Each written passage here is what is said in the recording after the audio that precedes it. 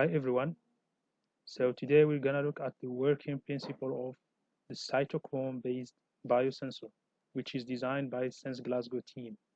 So this biosensor has four main chambers and it's based on a two-step assay. So first, valproate molecules will be captured and isolated from the plasma sample using selective antibodies immobilized on microbead, and then valproate molecules will be transformed using the cytochrome 2C9.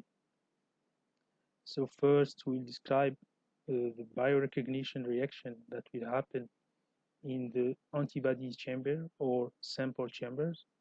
So after addition of the plasma sample, valproate molecules will be captured by selective antibodies immobilized on microbeads, and then there is a washing step.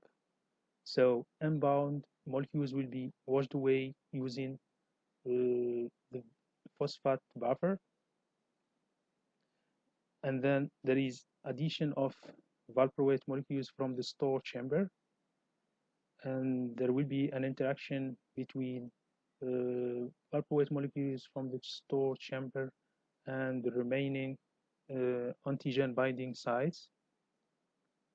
And finally, unbound molecules from the store will be flushed out using the same buffer to the cytochrome chamber.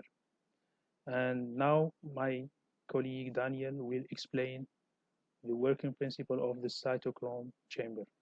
So moving on to the cytochrome reaction chamber, where we have two main elements. First of all, the gold electrode, and second of all, CYP2C9, which is a P450 enzyme in the human body, which will metabolize valproate among other many drugs. This enzyme will produce fluorine valproate, which is key to the hepatotoxicity that has inspired the Senses competition this year.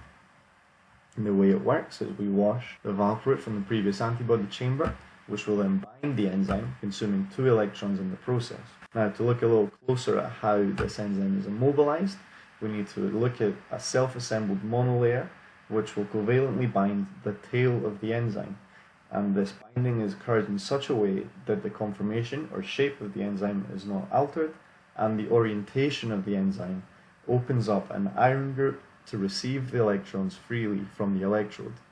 And now, to understand how this works, we have to look at the catalytic cycle on the left, which will be very scary to engineers, and the cyclic voltammetry graph on the right, which will be very scary to the biologists. But fear not, it's actually quite simple. We just need to look at steps 2 and 4 with the red and blue arrows, and how they translate to cyclic voltammetry with the red and blue arrows on the right. So the way this works, we receive an electron in step 2, and it's shown again on the cyclic voltammetry graph to be a small current, as this is not a very favourable reaction and is not very likely to occur on its own. However, step 4, when we are in the presence of oxygen, the enzyme opens up upon binding oxygen and receives electrons more freely. Now, shown with the golden arrow is the key to this biosensor.